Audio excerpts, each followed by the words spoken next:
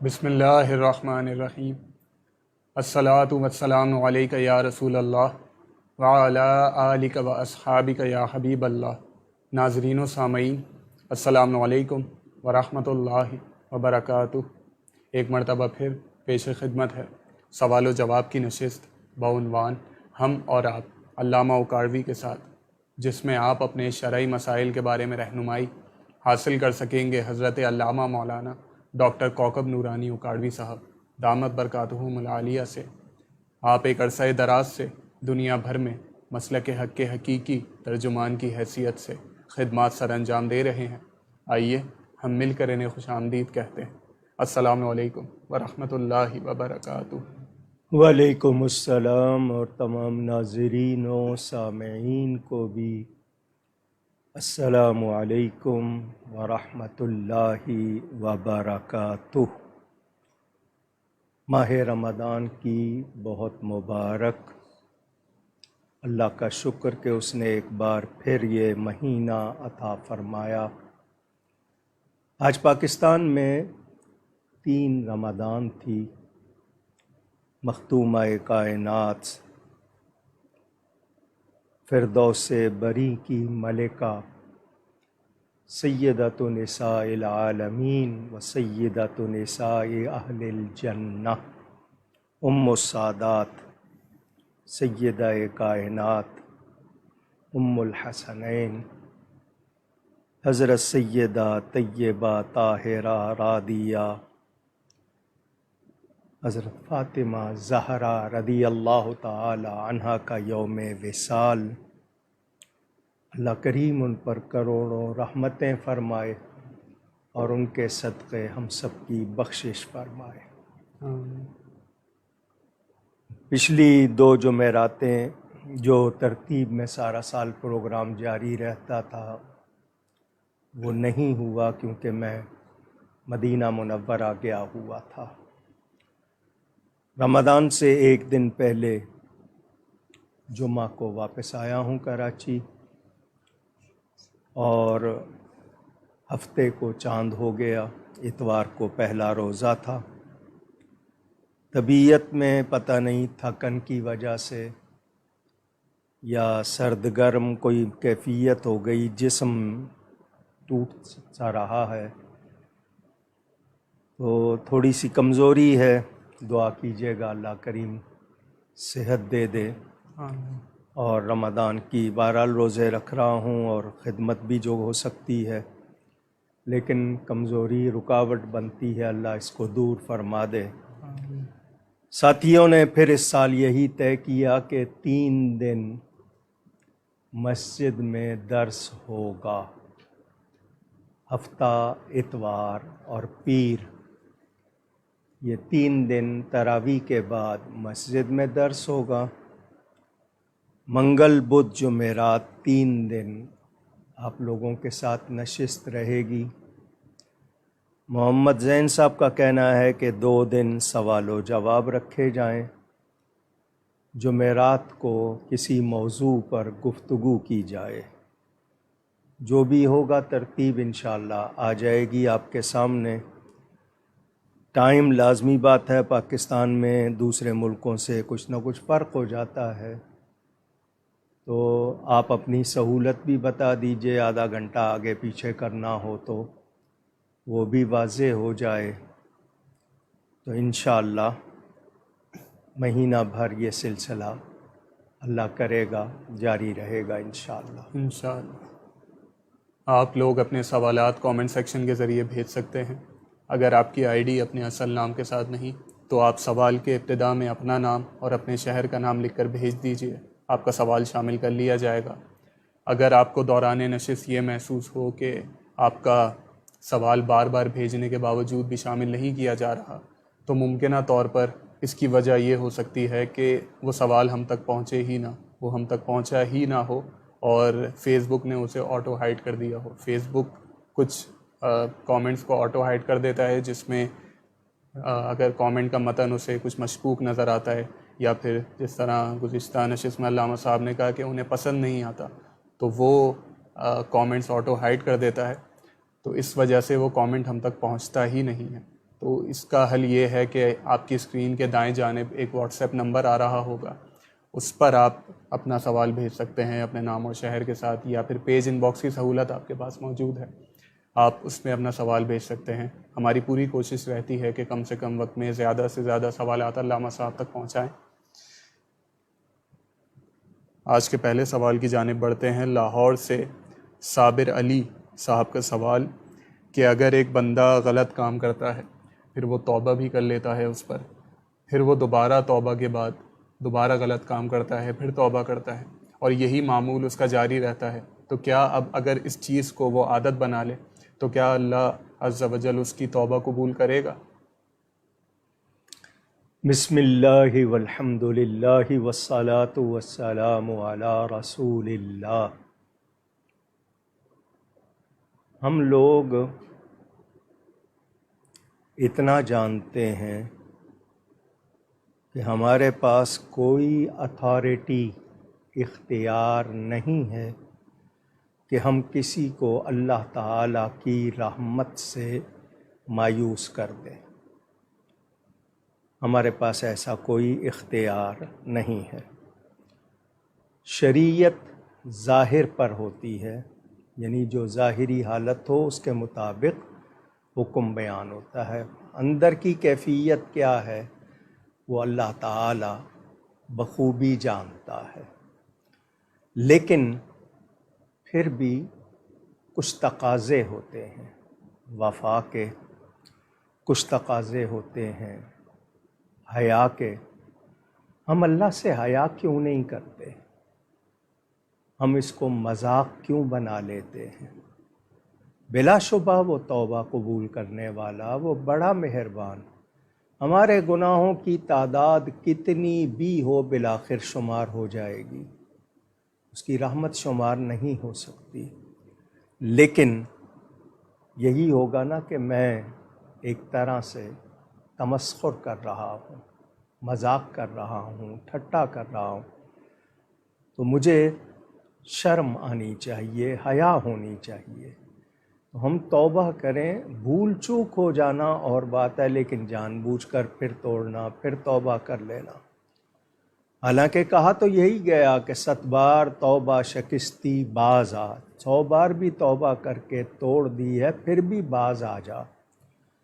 تو میں یہی کہوں گا کہ ہمیں حیا کرنی چاہیے اور توبہ پر اپنی قوت پوری استعمال کر کے قائم رہنا چاہیے۔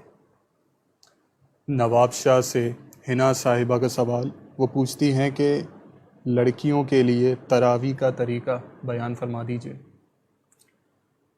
جی، تراویح کی نماز عورتوں کو باجماعت، چونکہ مسجد میں حکم نہیں ہے، اگر کہیں قرآن سننے کی نیت سے چلی جائیں اور وہاں با پردہ با حفاظت انتظام ہو تو وہاں جا کے بھی پڑھ سکتی ہیں۔ محلے کی خواتین ہیں، کسی ایک گھر میں جمع ہو کر کہ مل کے پڑھ لیں گی تو سستی نہیں ہوگی، یہ بھی کیا جا سکتا ہے۔ ورنہ انفرادی طور پر 2 رکعت کر کے پڑھیں تو اچھا ہے، 4 کر کے بھی پڑھ سکتی ہیں۔ 4 کر کے پڑھیں گے تو تیسری رکعت میں ثنا پھر پڑھیں، یعنی سبحانک اللہم جس کو آپ کہتے ہیں وہ پڑھیں، 4 رکعت کر کے بھی اور 2 کر کے، 2 کر کے پڑھنا زیادہ بہتر ہے، تو وہ گھر میں ادا کر لیں۔ اور اگر کوئی ان میں کوئی قرآن کی جس کو حافظہ کہتے ہیں یاد کیا ہو وہ سنائے، لیکن وہ امام کی طرح آگے نہ کھڑی ہو، درمیان میں ہو، تو اس طرح بھی اگر وہ پڑھتی ہیں تو میں اس لیے کہ اس بہانے پڑھیں گی، پابندی کریں گی، تو یہ بھی کر سکتی ہیں۔ ان کا دوسرا سوال کہ کیا بچے کا نام محمد اللہ رکھ سکتے ہیں؟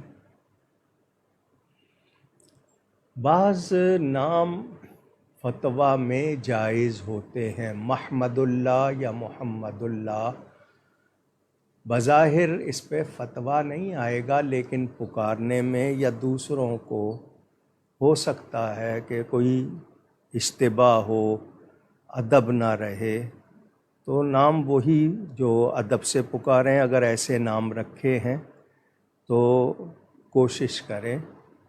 بہرحال فتوے میں گنجائش ہے. لاہور سے بنت صدیق صاحبہ کا سوال کہ کیا گھر میں کفن رکھنے سے مشکلات آتی ہیں؟ یعنی کفن تیار کر کے رکھا ہوا ہے جی. تو مشکلات کا اس میں کیا تعلق ہے؟ کس قسم کی مشکلات؟ ایک شخص کو موت یاد ہے، وہ اس کے لیے تیاری رکھتا ہے، یہ اچھی بات ہے. کچھ لوگ زمزم سے بھگو کے لے آتے ہیں، خشک کر کے لا کے رکھ لیتے ہیں. یہ کس نے کہہ دیا کہ پریشانی آتی ہے؟ ایسے توہم وغیرہ نہیں کرنا چاہیے.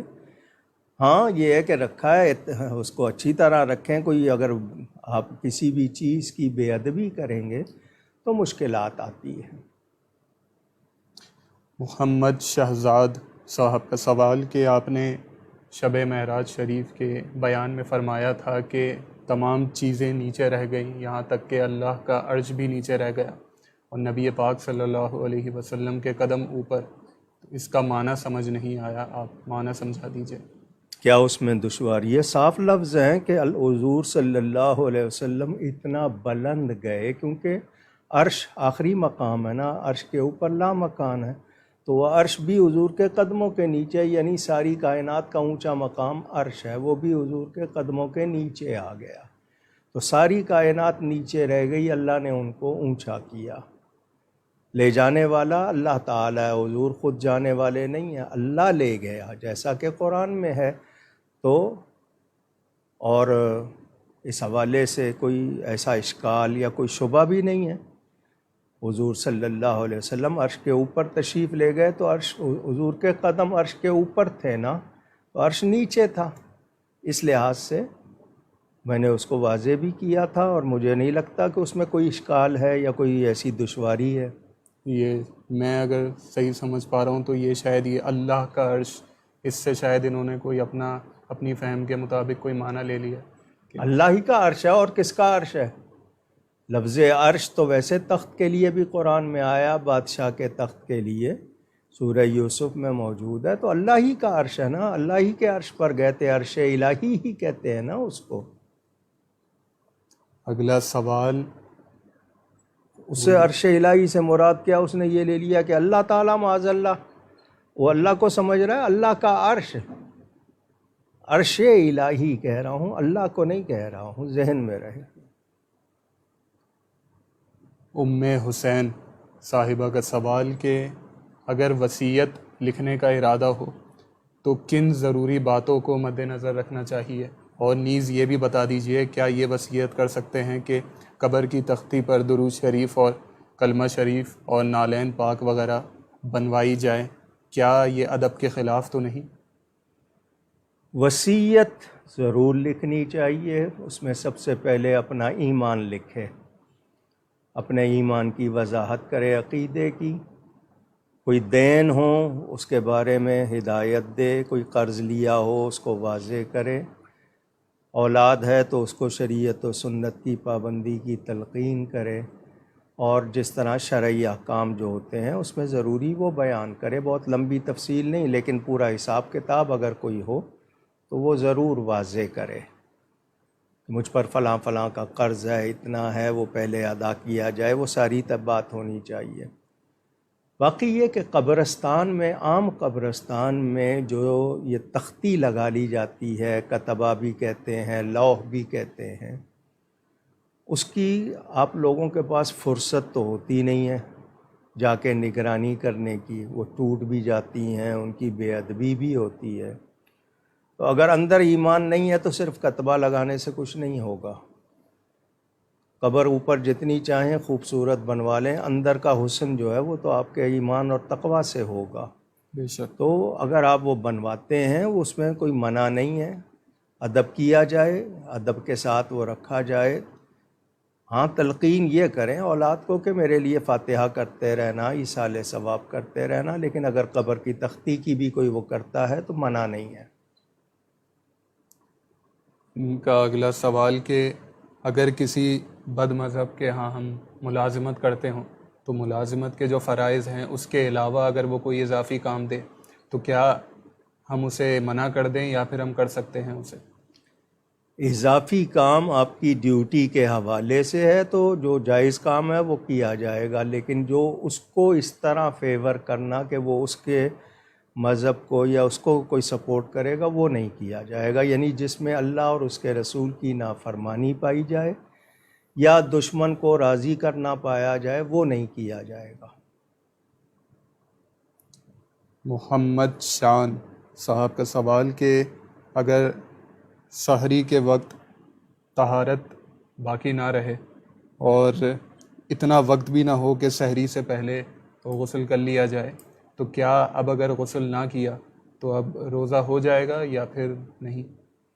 جی اتنا ہے کہ آپ کے پاس بہت کم ٹائم ہے تو آپ سحری کر لیں، وضو کر کے سحری کر لیں، اور سحری کے فوراً بعد اگر غسل کی حاجت ہے نماز نہیں جانی چاہیے، یعنی اس دوران آپ کیونکہ فوراً کھانے کے فوراً بعد 15 منٹ کے اندر اندر نہا لیں، ورنہ یہ 2-2.5 گھنٹے کے بعد نہانا ہوتا ہے، کیونکہ کھانا جسم میں سارا نظام پھر آپ کا رک جاتا ہے، پانی جسم کو دباتا ہے، تو عام طور پر کھانے کے 2.5-3 گھنٹے کے بعد غسل کیا جاتا ہے، لیکن فوراً اگر غسل کر لیں 5-10 منٹ کے اندر تو وہ پھر بھی صحت کے لیے مضر نہیں ہوتا۔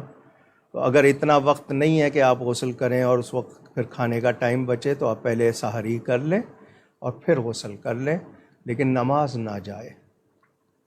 ملتان سے مظہر عباس صاحب کا سوال کہ قرآن پاک میں جو وقف النبی صلی اللہ علیہ وسلم آیا ہے اس سے کیا مراد ہے اور اس کے کیا احکام ہیں، اور یہ کتنے مقام پر آیا ہے؟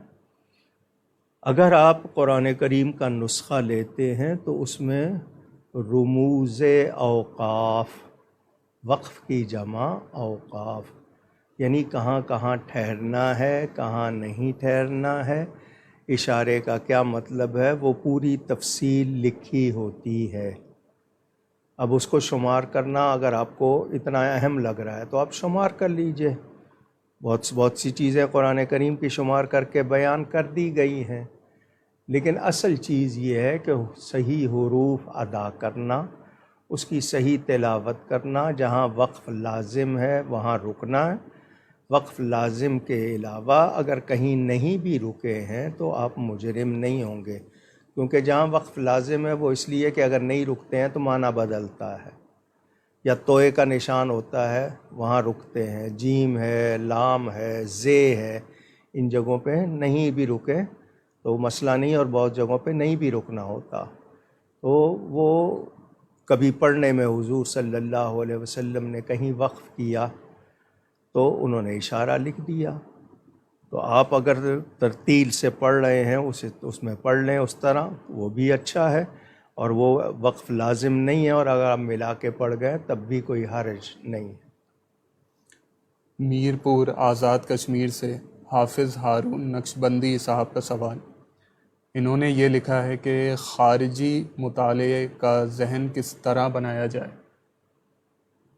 جی خارجی مطالعے سے مراد آپ کی کیا ہے؟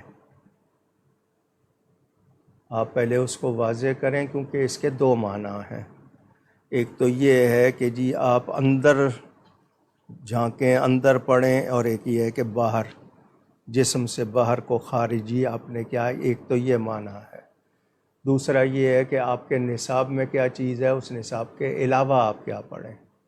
اب ان میں سے آپ نے واضح نہیں کیا ہے، بہتر یہ ہے کہ انسان غیر ضروری چیزوں سے بچے، جن میں فائدہ ہے وہ کرے، پڑھے بھی وہ جس سے فائدہ ہو، اصلاح ہو، کوئی علم میں اضافہ ہو، اور خارجی اگر آپ نے عوامل دیکھنے ہیں کہ ارد گرد اس میں جو تفصیلات ضروری ہیں وہ آپ پڑھیں، جو ضروری نہیں ہیں ان سے بچیں۔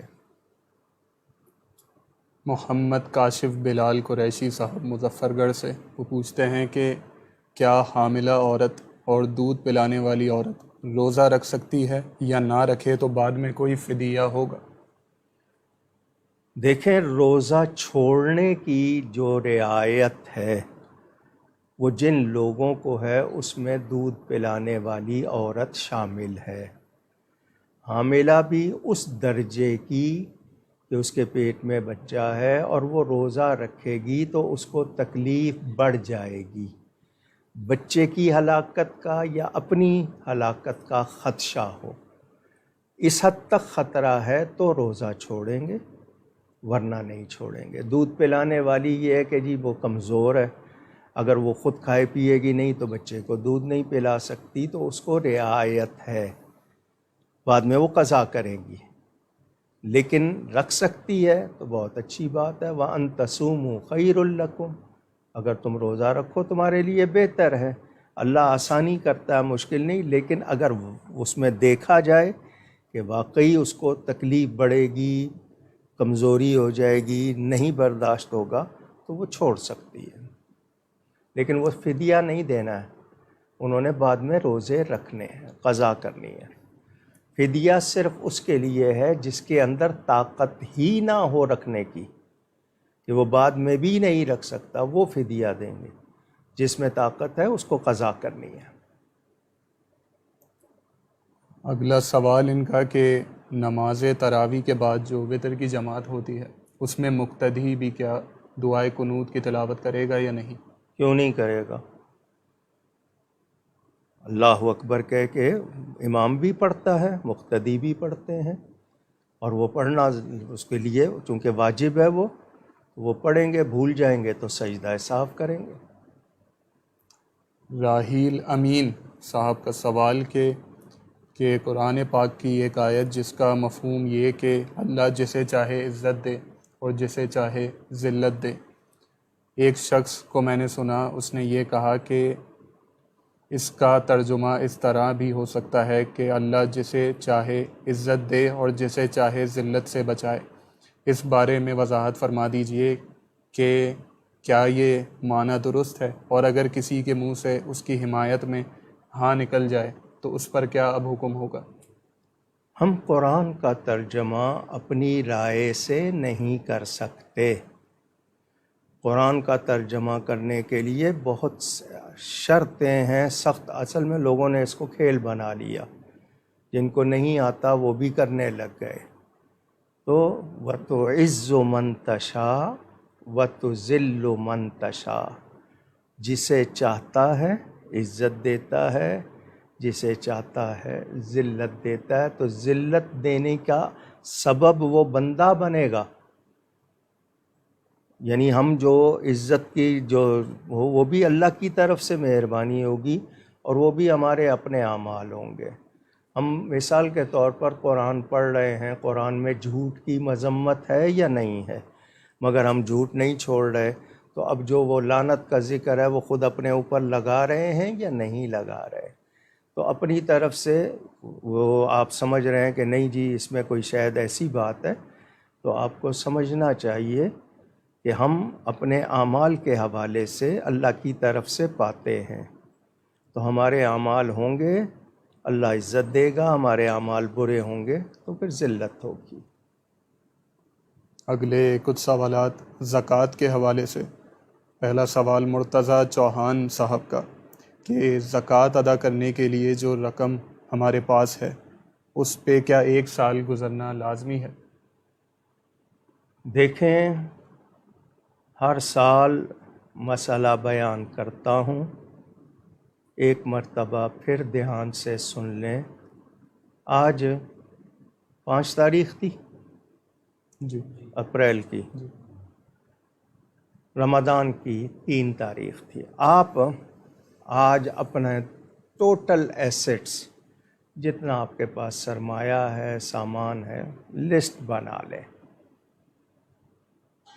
اس میں نقدی ہے، کرنسی جس کو کہتے ہیں آپ، اس میں سونا چاندی ہے، اس میں سامان تجارت ہے جو آپ نے بیچنے کے لیے رکھا ہے، اسٹاک ہے، جس حالت میں بھی ہے۔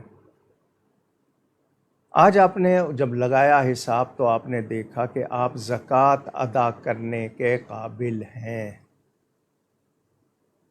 اب اگلے سال 5 اپریل کو یا 4 اپریل کو آپ کے پاس ٹوٹل آپ نے پھر دیکھنا ہے کہ کتنا ہے۔ سال کے درمیان کم زیادہ ہوتا رہا، کبھی بڑھ گئی رقم، کبھی کم ہو گئی۔ سال کے بعد جتنی رقم موجود ہے اس پر جو زکوٰۃ بنے گی وہ آپ نے ادا کرنی ہے۔ سال گزر گیا ہے نا چیزوں پر، آپ نے اگر آپ ایڈوانس دے رہے ہیں، ہر مہینے دے دیتے ہیں، ضرورت کے وقت کسی کو دے دیا، وہ آپ لکھ لیں، جتنی آپ دے چکے ہیں ٹوٹل میں سے وہ نکال لیجئے گا۔ قرض ہے وہ نکال لیجئے گا۔ اس کے باوجود آپ زکوٰۃ کے قابل ہیں تو آپ نے زکوٰۃ دینی ہے۔ یہ حولین کاملین آپ نے یہ سنے ہوں گے لفظ، کہ اس کو سال گزر جائے پہلے دے سکتے ہیں۔ دیر کرنا گناہ ہوگا کہ تاریخ تو ہو گئی پوری لیکن آپ نے روکی ہوئی ہے، ابھی نہیں دی ہے، تو دیر کرنا گناہ ہے۔ ایڈوانس دے سکتے ہیں۔ تو یہ ہے اس کا میں نے مختصر بیان کیا۔ اگلا سوال اسی حوالے سے تھا سید عبید اللہ صاحب کا، لیکن انہوں نے وہی باتیں پوچھی تھی جو علامہ صاحب نے ابھی بیان فرمائی۔ زکوٰۃ کے حوالے سے اگلا سوال شہباز نوید ہاشمی صاحب کا، کہ اگر کسی کو کچھ رقم بطور قرض دی ہو تو کیا اب اس پر زکوٰۃ کی نیت کی جا سکتی ہے؟ آپ نے کسی کو قرض دیا، وہ واپس نہیں کر رہا اور اس کی حالت کمزور ہے، وہ یہ کہتا ہے جب ہوگا دے دوں گا، اور آپ کو آثار نظر نہیں آ رہے کہ اس کے پاس کافی دیر تک کوئی امکان نہیں ہے، آپ اس کو ٹوٹل معاف کر دیں زکوٰۃ میں، یہ آپ کر سکتے ہیں۔ پوری رقم زکوٰۃ میں معاف کر دیں، کر سکتے ہیں۔ دوسرا طریقہ یہ ہے کہ آپ اس سے کہیں کہ میری رقم دو، وہ کہتا ہے جب ہوگا میرے پاس میں دے دوں گا۔ آپ اس سے یہ وعدہ لے لیں، 2 گواہ ساتھ بٹھا لیں کہ تم کہہ رہے ہو تمہارے پاس ہوگا تم دے دوں۔ اب اتنی ہی رقم جتنی آپ نے اس سے لینی ہے، جو آپ نے اس کو بطور قرض دی ہوئی نا، اتنی ہی رقم بطور زکوٰۃ اس کو دے، اس کے ہاتھ پہ رکھیں۔ تم کہہ رہے تھے جب ہوگا دے دوں گا، اب تمہارے پاس ہے مجھے دے دو۔ وہ نہ دے آپ چھین بھی سکتے ہیں، تو زکوٰۃ بھی ادا ہو گئی، اس کا قرض بھی وہ نمٹ گیا۔ یہ 2 طریقے میں نے آپ کو بتائے۔ اگلا سوال فضا خان صاحبہ کا، کہ اگر کوئی مدرسے میں زکوٰۃ دے اور مدرسے والے بہت سے ایسے بچوں کو ساتھ رکھتے ہیں اپنے جو کہ مستحق ہیں اور ان کو مفت میں تعلیم بھی دے رہے ہیں، تو کیا ان کو زکوٰۃ دی جا سکتی ہے؟ مدرسے میں جب آپ زکوٰۃ جمع کراتے ہیں، دینی مدرسہ ہو اور وہاں علماء موجود ہوں، تو ان کو طریقہ معلوم ہے کہ جس نے رقم دی ہے اس کو کس طرح تملیغ کرنی ہے، کیسے خرچ کرنا ہے۔ اگر وہ اس کا خیال رکھتے ہیں تو آپ کو پریشان ہونے کی ضرورت نہیں ہے، کیونکہ وہ جواب دہ ہیں، ٹھیک ہے نا۔ اور اگر یہ کہ وہ اس کا خیال نہیں رکھتے اور ان کو طریقہ معلوم نہیں ہے، تب تو آپ کہیں۔ لیکن اگر وہ دیندار ہیں، ان کو معلوم ہوگا کہ وہ پہلے تملیغ کراتے ہیں، اس کے بعد خرچ کرتے ہیں، تو تملیغ کے بعد اگر کوئی غیر مستحق بھی اگر اس میں حصہ لیتا ہے، اس کو مل جاتا ہے، تو کوئی حرج نہیں ہے۔ انزا کمل صاحبہ کا سوال، کہ اگر چچا کے گھر میں ہی ان کی یتیم بھتیجی رہتی ہو اور اس کی کفالت بھی اس کے چچا ہی کرتے ہوں، تو کیا اب وہ اپنی زکوٰۃ کی رقم اس بچی کے جہیز پر خرچ کر سکتے ہیں یا نہیں؟ وہ اپنے باپ کی وراثت میں سے کچھ حصہ رکھتی ہے یا نہیں رکھتی؟ باپ دے کے گئے یا آپ خود ہمدردی کرتے ہوئے اس کی کفالت کر رہے ہیں اور اس کو کچھ وراثت میں نہیں ملا ہے اور وہ اس کے پاس کوئی سونا وغیرہ بھی اتنا نہیں ہے کہ وہ خود صاحب نصاب ہو جائے۔ صاحب نصاب ہونے کا مطلب 52.5 تولے چاندی یا اس کی رقم، اس کی وہ مالک ہو حاجات اصلیہ کے علاوہ۔ لوگ کہتے ہیں 7.5 تولے سونا، تو سن لیں ایک زمانہ تھا کہ 7.5 تولے سونا اتنی ہی رقم میں آتا تھا جتنے میں 52.5 تولے چاندی آتی تھی۔ اب سونے کا معاملہ بہت اوپر چلا گیا ہے، تو اب صرف 52.5 تولے چاندی کا نصاب شمار ہوگا۔ اس کی رقم نقد ہو اتنی یا اتنا سونا چاندی چیزیں ملا کے اتنا ہو جائے، تو جس کے پاس اتنا ہو گیا وہ صاحب نصاب۔ تو وہ بچی اگر صاحب نصاب نہیں ہے تو آپ اس کی مدد کر سکتے ہیں، لیکن پہلے طے ہو کہ اس کو وراثت میں ملا، یا کہیں وہ تو نہیں ہڑپ کر لیا گیا اور آپ چاہ رہے ہیں کہ جی آپ کا پیسہ نہ لگے، زکوٰۃ لگے۔ اگر وہ مستحق ہے اور آپ کے پاس کوئی اور پیسہ نہیں، آپ اس کے خرچ کر سکتے ہیں، لیکن اس کو مالک بنائیں گے۔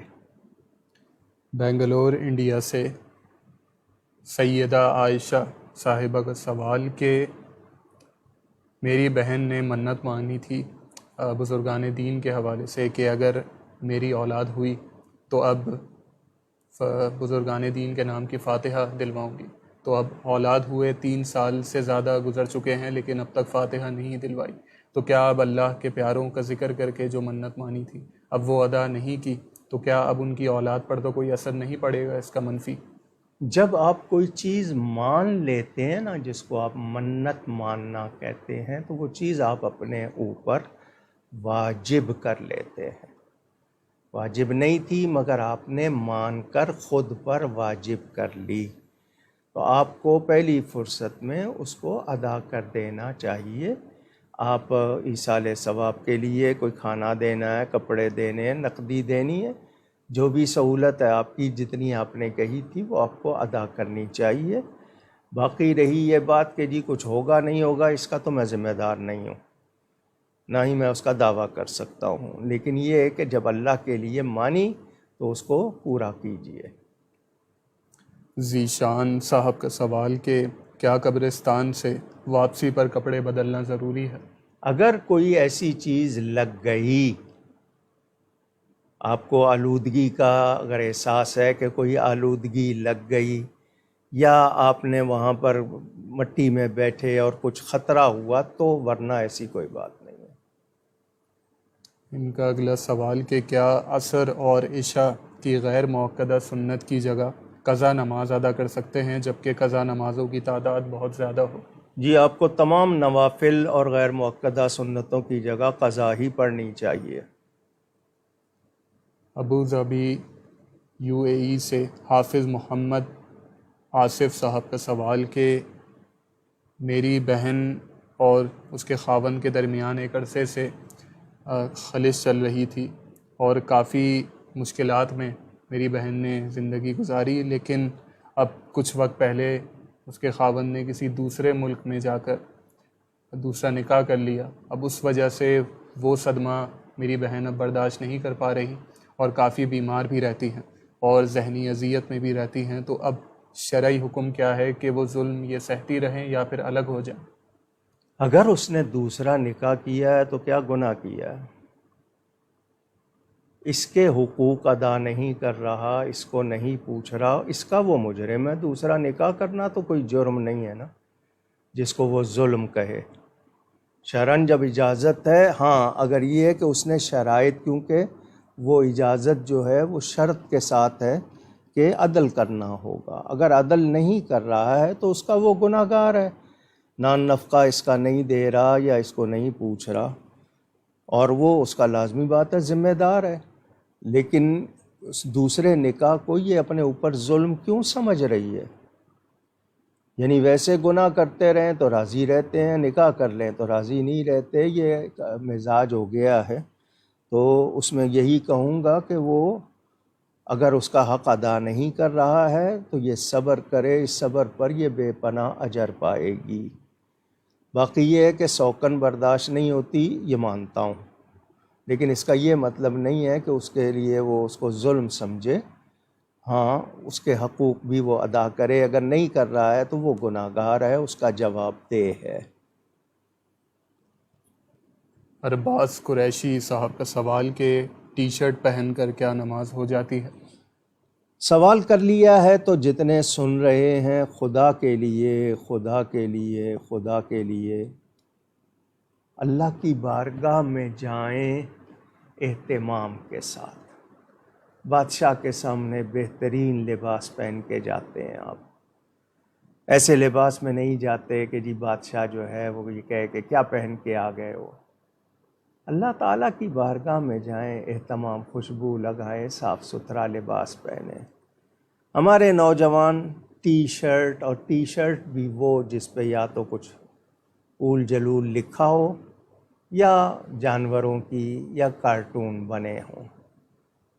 جو ایسا کر رہے ہیں انہوں نے اللہ تعالیٰ کا کوئی حیا نہیں کیا، کوئی شرم نہیں کی. خدا کے لیے ایسے لباس میں مسجد میں نہ جایا کریں، سر ڈھانک کے نماز پڑھا کریں. کہتے ہیں جی ننگے سر بھی ہو جاتی ہے، تو حضور نے ننگے سر کیوں نہیں پڑھی؟ صحابہ نے ننگے سر کیوں نہیں پڑھی؟ وہاں تو امامے کا ثواب بیان کیا گیا ہے کہ امامہ باندھ کے پڑھیں گے تو اتنے درجے زیادہ ثواب ہوگا، اور آپ ٹوپی تک نہ پہنیں. تو کوشش کریں. ٹی شرٹ جو ہوتی ہے جب آپ سجدے میں جاتے ہیں آپ کی پشت، کمر بعض مرتبہ ننگی ہو جاتی ہے، کولے آپ کے اور نیچے پتلون ہو، تو وہ ایک عجیب سا آپ کا نقشہ ہوتا ہے جو مناسب نہیں ہے. کوشش کیا کریں کہ اوپر آپ پورا قمیص یا کرتا پہن لیں. اگر آپ نے پتلون ہی پہننی ہے نیچے تو کم از کم اوپر کرتا پہن لیں، اور صاف ستھرے ہو کر ادب کے ساتھ، اہتمام کے ساتھ. کہتے ہیں نا جتنا گڑ ڈالیں گے اتنا میٹھا ہوگا. ثواب لینا ہے تو خیال کیجئے. ٹی شرٹ مجبوری ہے، کہیں یونیفارم ہے آپ کا، اس میں نماز کا ٹائم آ گیا، وہ مجبوری ہے. لیکن میں نے باہر کے ملکوں میں دیکھا انہوں نے گاؤن لٹکائے ہوئے ہیں. لوگ ٹی شرٹ پہنے ہوئے آتے ہیں تو گاؤن پہن لیتے ہیں، اتار کے پھر وہیں لٹکا جاتے ہیں. وہ تو اتنا خیال کریں، اور ہم مسلمان ہو کر اپنی مسجدوں میں کوئی خیال نہ کریں، کتنی عجیب بات ہوگی. تو کوشش کریں کہ آپ کے اندر اس کو ہلکا نہ لیں، آپ اہتمام کیا کریں. اللہ تعالی ہم سب کو توفیق عطا فرمائے. آمین. جاوید احمد صاحب کا سوال کہ روزے کے دوران مسواک کرنا اور خوشبو لگانا یہ کیسا عمل ہے؟ جی مسواک کرنا، بس اس کے ریشے جو ہیں حلق میں نہ لے جائیں. مسواک کریں، مسواک ہی کرنی چاہیے. ٹوتھ برش یا منجن روزے کی حالت میں نہیں کرنا چاہیے، کیونکہ اس کے ذرے ہیں، تھوک میں مل جائیں گے، حلق سے نیچے اتریں گے، روزہ خراب کریں گے. رنگ بھی ہوتا ہے، ذائقہ بھی ہوتا ہے. تو مسواک کرنی چاہیے. خوشبو جو صحیح خوشبو ہے ضرور لگائیں، منع نہیں ہے. عفان میمن صاحب کا سوال کہ اسٹاک مارکیٹ میں انویسٹمنٹ کے حوالے سے آپ کا کیا موقف ہے؟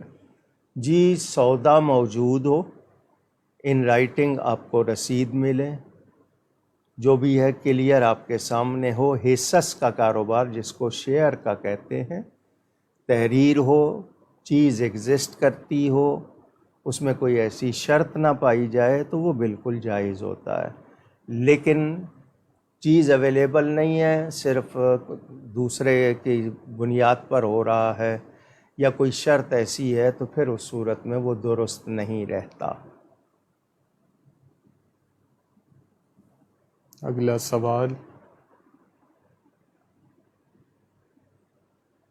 حیدرآباد سے بشرا صاحبہ کا، کیا یہ بات درست ہے کہ جوڑے آسمانوں پر ازل سے طے ہو چکے ہیں، یا پھر انسان انہیں خود منتخب کرتا ہے؟ اس حوالے سے رہنمائی فرما دیجیے. مجھے یہ بتا دیں کہ جب آپ کسی کو پسند کرتے ہیں تو پہلے آسمان پہ جو لکھا ہوا ہے وہ پڑھتے ہیں، یا آپ کو نظر آ رہا ہے کہ وہاں لکھا ہوا ہے؟ آپ کرتے ہیں اپنے ارادے سے. علم الہی میں ہر چیز موجود ہے. انسان نے جو کچھ کرنا ہے اللہ کے علم میں پہلے سے موجود ہے. میں اور آپ جو کرتے ہیں وہ لکھا ہوا پڑھ کر نہیں کرتے، ہم کرتے ہیں اپنے ارادہ و اختیار سے. ہماری جزا سزا کا جو انحصار ہے وہ ہمارے ارادہ و اختیار کے استعمال پر ہے. میری آنکھ ہے، میں اس کو کس طرح استعمال کر رہا ہوں یہ میرے اختیار میں ہے. کیا سن رہا ہوں، کیا دیکھ رہا ہوں، کیا پکڑ رہا ہوں، کیا بول رہا ہوں. تو ہمارے ارادہ و اختیار کا استعمال جو ہے اس پر جزا سزا ہے. جوڑے بنتے جہاں بھی بنتے ہیں ہم وہاں سے پڑھ کر نہیں طے کرتے، ہم اپنے ارادے سے کرتے ہیں. جو ہمارے لیے مقدر ہے وہ ہوتا ہے وہ، لیکن ہمارا ارادہ و اختیار چونکہ وہ ہمیں دیا گیا ہے اور ہم اسے استعمال کرتے ہیں. ہمیں اس کے ساتھ ساتھ استخارے کی بھی تعلیم ہے، ہم استخارہ بھی کر لیتے ہیں، اور پھر یہ ہے کہ ہم طے کر کے توڑ بھی دیتے ہیں. تو یہ ہمارے ارادہ و اختیار کی بات ہے.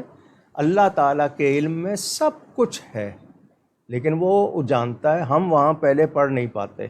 ہم جو کرتے ہیں اپنے ارادہ و اختیار سے کرتے ہیں، اس پر ہماری جزا بھی ہے، سزا بھی ہے. وہی ہمارا سلسلہ ہے.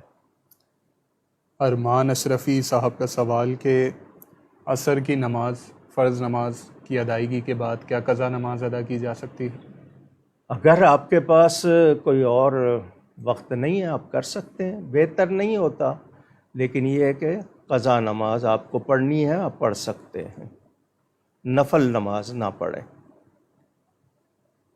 ام عون رضا صاحبہ کا سوال کہ سونا اگر تھوڑا ہو جو کہ نصاب تک نہ ہو تو زکوٰۃ دینی ہوگی یا نہیں؟ ابھی تھوڑی دیر پہلے میں نے کہا کہ سونا ایک زمانے میں اتنا ہی رقم بنتی تھی جتنی 52.5 تولے چاندی کی بنتی تھی. اب سونا بہت اوپر چلا گیا ہے، تو اب 52.5 تولے چاندی اس کی رقم آج حساب سے کیا بنتی ہے؟ اتنے میں آپ دیکھ لیں کہ معمولی سا سونا ہے، تھوڑی سی چاندی ہے، باقی نقد رقم ہے. یہ سب ملا کر 52.5 تولے چاندی کی قیمت کو پہنچ جائیں گے تو نصاب شروع ہو جائے گا.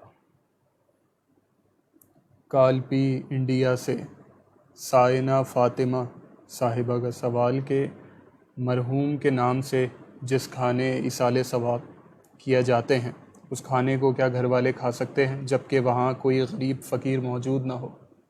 جی، ایصال ثواب کے لیے کھانا امیر غریب سب کھا سکتے ہیں. حق ہے غربا کا. اگر آپ کو سہولت ہو تو کسی ایسی جگہ بھجوا دیں جہاں کچھ مستحق لوگ جمع ہوں، اور اگر آپ سہولت نہیں ہے، غوث پاک کی آپ نے ایصال ثواب کیا، آپ خود بھی کھا لیں، کوئی منع نہیں ہے. اپنے عزیزوں کے لیے کیا ہے تو کوشش کریں کہ کسی مستحق کو بھی پہنچے جس کو نہیں ملتا. شریعت نے یہ موقع ان کے لیے رکھے ہیں کہ ان سے دعا ملے گی، ثواب ہوگا. غلام مصطفیٰ صاحب کے سوالات، ان کا پہلا سوال کہ اگر سفر میں غسل فرض ہو جائے اور غسل کرنے کے لیے کوئی انتظام بھی نہ ہو تو اب ایسا کیا کیا جائے کہ جس سے نماز بھی قضا نہ ہو؟ جی، اب آپ نے کہا کہ غسل فرض ہو گیا، آپ کے پاس کیا انتظام نہیں ہے؟ پانی نہیں ہے، جگہ نہیں ہے، کپڑا نہیں ہے، کیا چیز نہیں ہے؟ اگر بالکل آپ کے پاس معذوری کی حالت ہے اور آپ کے پاس غسل کا کوئی انتظام نہیں تو آپ تیمم کر کے اس وقت نماز پڑھ لیں گے، بعد میں دوہرا لیں گے. یہ اس وقت کی مجبوری، لیکن اس کے علاوہ نہیں ہے. لیکن ایسی مجبوری آج کل کے دور میں پائی نہیں جاتی. ان کا اگلا سوال کہ اگر کسی مدرسہ میں تراویح کی جماعت ہو رہی ہو تو وہاں عشاء کی جماعت بھی الگ سے کرا سکتے ہیں یا نہیں؟ فاصلہ ہو، اگر آپ دیر سے آئے ہیں اور آپ مسجد میں فاصلہ ہے اور وہاں آپ کو اجازت بھی ہے کہ آپ کی اس جماعت سے کوئی فتنہ یا کوئی جھگڑے کا اندیشہ نہیں ہے تو آپ کرا سکتے ہیں احتیاط کے ساتھ.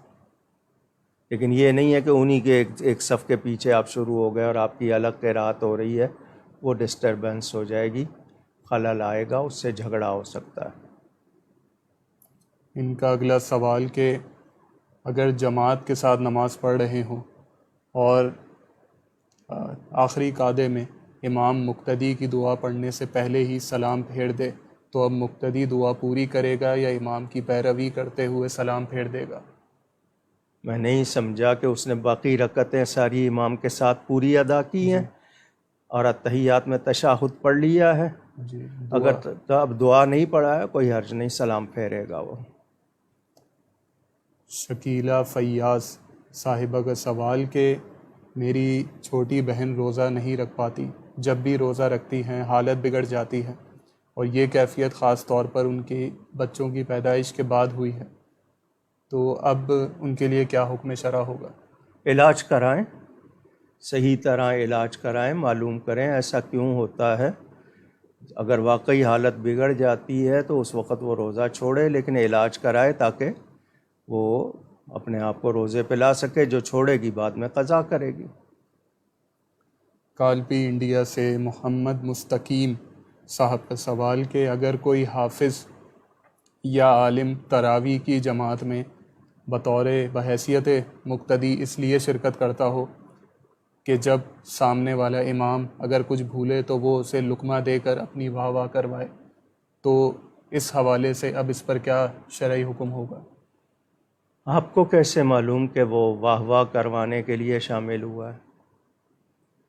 جتنے بھی مقتدی ہوتے ہیں، مقتدی کا مطلب فالوورز، امام لیڈر کو کہتے ہیں، وہ مقتدا ہوتا ہے، باقی مقتدی ہوتے ہیں جو فالوورز ہوتے ہیں. امام کا پڑھنا سب سنتے ہیں تو اس لیے سب سامع ہوئے. سامع سننے والا. خاص طور پر کوئی مقرر کیا جاتا ہے تاکہ امام صاحب کو کہیں متشابہ لگ جائے. لفظوں کے ایک جیسے ہونے سے معلوم ہوا 9ویں سے 19ویں پارے میں چلے گئے، تو وہ سامع اسی وقت لقمہ دے کے درست کر دیتا ہے. مقتدیوں میں موجود ہیں کوئی اور بھی حافظ، اور اس کے سامنے رمضان ہو یا رمضان کے علاوہ، اگر امام کہیں غلطی کر گیا ہے تو سب جس نے سنا ہے، جس کو آتا ہے، اس کو لقمہ دینا ضروری ہے. اس کا مقصد واہ واہ ہونا نہیں ہوتا، اس کا مقصد نماز درست ہونا ہوتا ہے. کیونکہ اگر وہ غلط پڑ گیا اور پیچھے لوگوں کو معلوم تھا، انہوں نے لقمہ نہیں دیا، تو سب کی نماز خراب ہو جاتی ہے، سب گناہ گار ہو جاتے ہیں. تو یہ واہ واہ کرانے کے لیے نہیں ہوتا ہے، یہ فریضہ ہے، ادا کرنا ہے. جس کو بھی آتا ہے صحیح خام خواہ لقمہ نہ دے. بعض ہوتا ہے ایسے خام خواہ لقمہ دے دیتے ہیں، وہ نہیں کرنا چاہیے.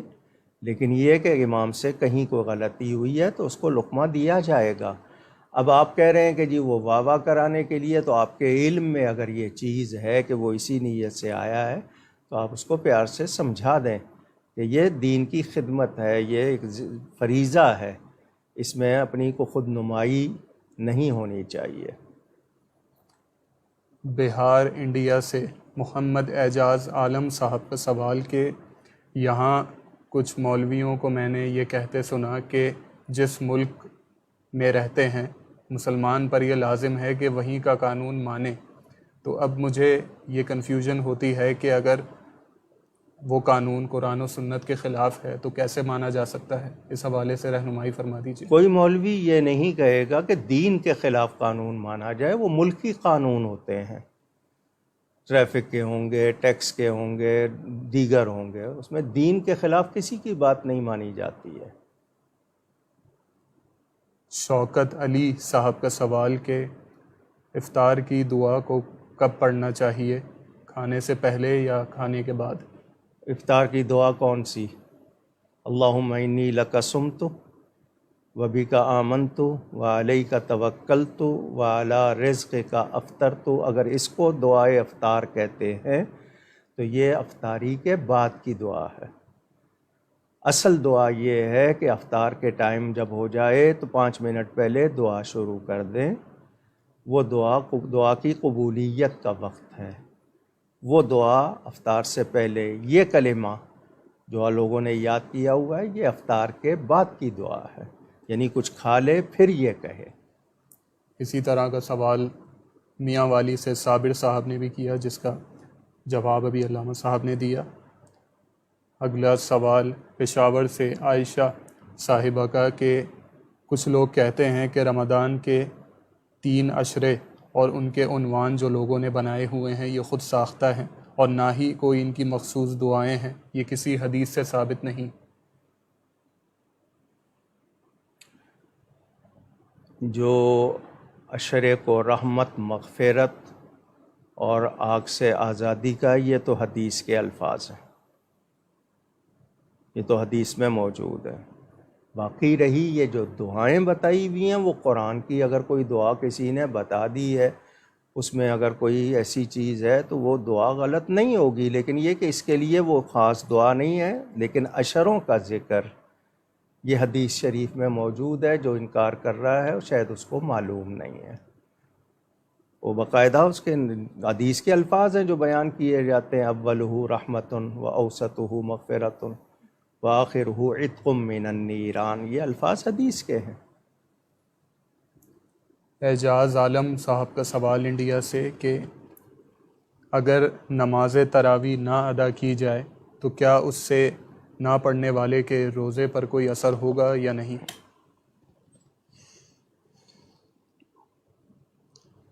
جی، اگر اس کو ہلکا سمجھتا ہے تو پھر تو بہت زیادہ اثر ہوگا، نہیں پڑھ پاتا ہے تو اپنے آپ کو گناہ گار سمجھے، لیکن یہ کہ اس کو سمجھتا ضروری ہی نہیں ہے تو پھر بہت بڑا گناہ گار ہے۔ طاہا صدیقی صاحب کا سوال کہ سحری میں اکثر کچھ لوگ ڈھول بجا کر اٹھاتے ہیں گلیوں میں لوگوں کو، اور پھر اس رمضان کے آخر میں وہ پیسوں کا مطالبہ کرتے ہیں کہ ہم نے آپ کو سحری میں جگایا ہے تو آپ اب رقم دیں ہمیں۔ تو اب یہ جو مطالبہ ان کا ڈھول بجانے کو بنیاد بنا کر وہ پیسوں کا مطالبہ کر رہے ہیں، تو اب ہمارے لیے اس بنیاد پر پیسے دینا جائز ہوگا؟ ضرورت مند ہیں تو دے دیں۔ اب یہ کہ ٹیلی فون آ گئے، آپ کے ہاں سہولتیں ہو گئیں، پہلے یہی لوگ تھے تو جگہ دیتے تھے، آپ لوگوں کے لیے آسانی کرتے تھے۔ اب اگر وہ مستحق ہیں، بیچارے محنت کرتے ہیں، تو کچھ تھوڑا بہت دے دیں، کوئی حرج نہیں ہے۔ اور یہ تو مہینہ ویسے ہی بھلائی ہمدردی کا ہے، تو ان کے ساتھ بھی اگر بھلائی ہو جائے، ہاں اگر وہ کوئی خاص رقم مانگیں تو وہ نہیں ہونا چاہیے، محبت سے، وہ بھی ان کے بچے ہیں، چلو ان کی خوشی بھی ہو جائے گی۔ مدینہ منورہ سے عابدہ ضیا صاحبہ کا سوال کہ کیا عورت نماز جنازہ پڑھ سکتی ہے؟ یہاں پر حرم میں جب نماز جنازہ کی جماعت ہوتی ہے تو وہاں اکثر دیکھا ہے کہ عورتیں بھی شامل ہو جاتی ہیں۔ اب ہمارے لیے کیا حکم ہے، کیا ہم شامل ہو سکتے ہیں؟ جی، اگر وہاں موجود ہیں، پردے میں ہیں، وہ اور بات ہے، آئیں گے نہیں اس کے لیے، لیکن چونکہ وہاں موجود ہوتے ہیں پڑھ سکتے ہیں۔ عنایہ فاطمہ صاحبہ کا سوال اور اسی طرح کا سوال ملتان سے رخسانہ صاحبہ نے بھی کیا کہ بیٹھ کر نماز پڑھنا، اگر کمر میں درد ہو تو اس کا کیا شرعی حکم ہے، اور اگر کرسی پر بیٹھ کر پڑھ لی جائے لیکن دل مطمئن نہ ہو رہا ہو تو اب کیا کیا جائے گا؟ اگر واقعی تکلیف ہوتی ہے، رکوع سجدے میں، اٹھنے بیٹھنے میں بہت محنت کرنی پڑتی ہے، اور یہ کہ تھکن ہو جاتی ہے، تو عذر ہوگا، مجبوری ہوگی تو بیٹھ کے پڑھیں گے، کھڑے ہو کر ابتدا کریں، اور باقی جو ہے رکعتیں وہ بیٹھ کے پڑھ لیں کرسی میں۔ لیکن یہ کہ اگر اتنی تکلیف نہیں ہے تو پھر یہ ہے کہ جی آپ اگر ایک رکعت آپ کھڑے ہو کے پڑھ پاتے ہیں، دوسری بیٹھ لی، یا آپ دو پڑھ پاتے ہیں، تو کوشش کریں جتنی آسانی سے آپ سے ادا ہو جائیں وہ آپ پوری طرح رکوع سجدے کے ساتھ کریں، اور جو نہیں ہوتی ہے، اگر آپ کو واقعی تکلیف ہے، مجبوری ہے، تو پھر آپ بیٹھ کے پڑھ لیں۔ ابو طالب صاحب، آپ نے بد مذہب کے پیچھے نماز کے حوالے سے پوچھا۔ علامہ صاحب نے گزشتہ کئی نشستوں میں بارہا اس کا جواب دیا ہے، اور پیج پر اس مسئلے کے حوالے سے ایک ڈیٹیلڈ ویڈیو بھی اپلوڈڈ ہے، ابھی کچھ دن پہلے ہی اپلوڈ کی ہے۔ آپ کو جب آپ ویڈیوز کے سیکشن میں جائیں گے تو ابتدائی جو ویڈیوز ہیں ان میں مل جائیں گی، آپ وہاں پر دیکھ سکتے ہیں۔ اگلا سوال ملتان سے کاشف ملک صاحب کا کہ نماز میں سورہ اخلاص پڑھنا کیسا ہے چاروں رکعات میں، اگر کوئی اور صورت نہ آتی ہو تو؟ جب تک کوئی اور آتی نہیں ہے وہی پڑھ لے، لیکن کوشش کرے کم از کم 7 سورتیں یاد کرے۔ لیکن جب تک نہیں آتی ہے پڑھ لے اس کے ساتھ، لیکن یاد کرے۔ اور اریبہ علی صاحبہ کا سوال کہ روزے کی حالت میں ڈراپس ڈالنا کیسا ہے؟ کیا اس سے روزے پر کوئی اثر پڑے گا؟ کہاں ڈراپ کہاں ڈالنا ہے؟ ناک میں ڈالنا ہے، کان میں ڈالنا ہے، آنکھ میں کہاں ڈالنا ہے؟ یہ بھی تو بتائے نا۔ آنکھ میں ڈراپ نہیں ڈال سکتے، کان میں اگر کوئی یقین ہے کہ پردہ نہیں پھٹا ہوا تو ڈال سکتے ہیں، ناک میں نہیں ڈال سکتے، اسی طرح آنکھ میں نہیں ڈال سکتے۔ اعجاز عالم صاحب کا سوال، کیا یہ ایسی کوئی حدیث موجود ہے کہ جس میں نبی پاک صلی اللہ علیہ وسلم نے یہ فرمایا کہ وطن سے محبت ایمان کا حصہ ہے؟ اس حدیث کے بارے میں ان الفاظ کے ساتھ حب الوطن من الایمان، اس پر کلام ہے، یعنی اس کو منعن بلفظی ہی نہیں، حالا مانن کہا گیا ہے تو کہ وطن سے محبت ہونا، لیکن یہ کہ اس کے لیے علماء نے شرائط لکھی ہیں، لیکن ان الفاظ کے ساتھ حدیث کو ثابت نہیں ہے کہ انہی الفاظ کے ساتھ ہے، ایسا نہیں ہے۔ لائبہ صاحبہ، آپ نے اس کے زکوٰۃ کے حوالے سے پوچھا کہ کس طرح ادا کی جائے۔ ابھی سیشن کے ابتدائی سوالات میں آپ تلاش کر لیجئے، علامہ صاحب نے مفصل تمام احکامات بیان فرمائے تھے، ویڈیو آپ ریوائنڈ کر کے دیکھ سکتی ہیں۔ حیدرآباد سے سید شہاب الدین احمد صاحب کا سوال کہ کیا 15 شعبان کی رات کو انسان کی زندگی اور موت لکھی جاتی ہے؟ اس سال میں جس کسی نے وفات پانا ہے وہ فہرست تیار کی جاتی ہے اس سال میں، یعنی 15 شعبان سے لے کر اگلے 15 شعبان تک، یہ روایتوں میں آتا ہے۔ شب قدر میں وہ فرشتوں کو دے دی جاتی ہے اس سال کی فہرست۔ یہ حدیث میں الفاظ ہیں کہ بہت سے لوگ لگے ہوتے ہیں مکان کی بنیاد رکھنے میں، مگر ان کا نام مرنے والوں میں لکھا جاتا ہے، تو یہ اس طرح کے ذکر ملتا ہے۔ محمد اصغر صاحب کا سوال کہ اگر کوئی ایسا شخص جس کا عقیدہ درست نہ ہو، اس کو افطار کرایا جا سکتا ہے یا نہیں؟ جی، عقیدہ درست نہیں ہے، افطار کرانا ہے تو افطار آپ کے دروازے پر آ گیا ہے، یا یہ کہ جو افطاری میں بیٹھ گیا مل کر، اس میں کوئی وہ مسئلہ نہیں ہے، آپ کے کوئی دروازے پر آ گیا ہے، مستحق ہے، آپ کروا دیں، اس کو کھانا دینا ہے آپ نے اللہ کے لیے، ٹھیک ہے، لیکن یہ ہے کہ آپ اس کو انوائٹ کر رہے ہیں، پھر آپ کے لیے مسئلہ ہے، حالانکہ وہ ایسا نہیں کہ مستحق ہے، اگر مستحق ہے کوئی بھی کھا رہا ہے آپ کھلائیے، اللہ کی مخلوق سمجھ کر دے دیجیے۔ ان کا لائبہ صاحبہ کا ایک سوال کہ عورت مسجد جا کر کیا تراویح ادا کر سکتی ہے؟ میں نے ابھی تھوڑی دیر پہلے کہا، قرآن شریف سننے کی نیت سے اگر جاتی ہے، وہاں با حفاظت با پردہ جگہ ہے، آنے جانے میں کوئی خطرہ نہیں ہے، تو قرآن شریف سننے کی نیت سے چلی جائے، اور اس طرح کے وہاں اور بھی جمع ہوتی ہوں گی تو ان کے ساتھ سستی نہیں ہوگی، ادا کر لے گی۔ احمد غفار صاحب کا سوال کہ محمد احد یہ نام رکھنا کیسا ہے؟ کیا شرعاً درست ہے؟ جی، اس میں کوئی کراہت نہیں ہے۔ اگلا سوال محمد علی صاحب کا، آپ یہ اس سے احد سے مراد اگر یہ لے رہے ہیں کہ محمد احد اللہ کا نام کہ محمد اللہ ہے، تو ایسا معنی نہیں ہے۔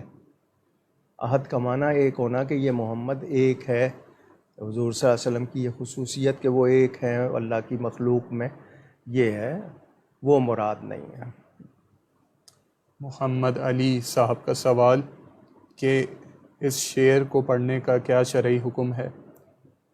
یہ چکی سیدہ کی چل رہی ہے، زمانہ جتنا لنگر کھا رہا ہے۔ بظاہر تو فیضان کہہ لیا جائے، ان کے گھرانے کی برکت کہہ لیا جائے، اس معنی میں تو درست ہے۔ ان کے گھرانے کا ہی فیضان ہے، ان کے بابا جان کا ہی فیضان ہے، اس گھرانے کی برکات ہیں، تو یہ مراد ہے۔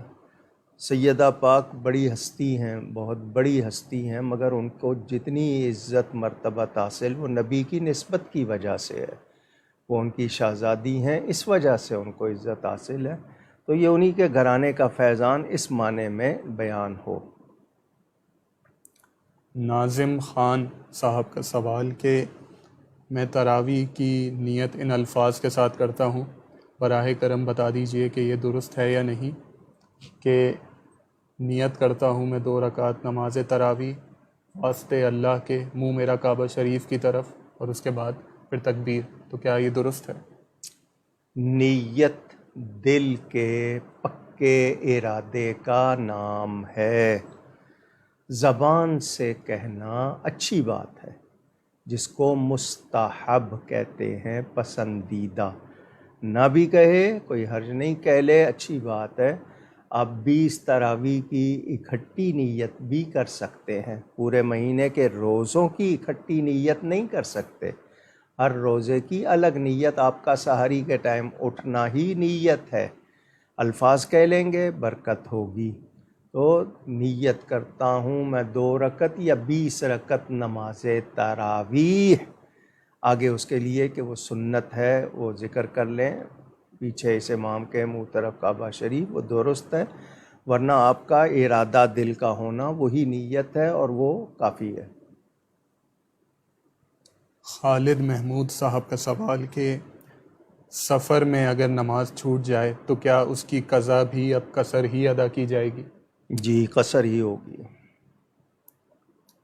محمد عاقب صاحب کا سوال کہ میں اسٹوڈنٹ ہوں، ابھی کماتا نہیں ہوں، ہمارے علاقے میں گرمی بہت زیادہ پڑتی ہے، تو پڑھائی کے دوران کافی مشکلات ہوتی ہیں، اسی وجہ سے میں نے اپنے والدین سے یہ مطالبہ کیا کہ میرے کمرے میں اے سی لگایا جائے۔ اب ابتداً تو انہوں نے منع کر دیا، لیکن بعد میں میرے بہت اصرار کے بعد انہوں نے لگا دیا، لیکن اے سی تو لگایا، لیکن وہ کنڈے کا کنیکشن۔ تو اب میرا سوال یہ ہے کہ وہ ابتداً تو منع کر رہے تھے، لیکن میرے اتنے شدید اصرار کے بعد انہوں نے لگوایا، تو اب اس اصرار کی وجہ سے جو انہوں نے غلط قدم اٹھایا اس کا گناہ مجھ پر آئے گا یا ان پر؟ آپ کے علم میں ہے نا، جب آپ کے علم میں ہے تو پھر آپ اس سے اپنے آپ کو الگ کیسے کریں گے؟ آپ اس کا کنیکشن جو ہے فوراً وہاں سے نکال دیں۔ وہ کہیں گے کہ جی ہم نہیں دیتے ہیں، تو پھر آپ اس کو صبر کیجئے، لیکن یہ کہ میں ناجائز کو جائز تو نہیں بنا سکتا نا۔ ممتاز علی صاحب کا سوال کہ کوئی امام اگر چغل خور ہو تو کیا اس کے پیچھے نماز ادا کی جا سکتی ہے یا نہیں؟ کھلے عام چغل خوری کرتا ہے یا کبھی کبھار چھپ چھپا کے کرتا ہے؟ اس کی عادت ہے، سب کو پتہ ہے، سب جانتے ہیں، اور اس کی یہ مشہور ہو چکی ہو، تب تو وہ حکم ہوگا کہ اس کو ہٹایا جائے۔ لیکن یہ کہ کبھی کبھار کرتا ہے چھپ چھپا کر، تو پھر اس کی اصلاح کی جائے، اس کو سمجھایا جائے۔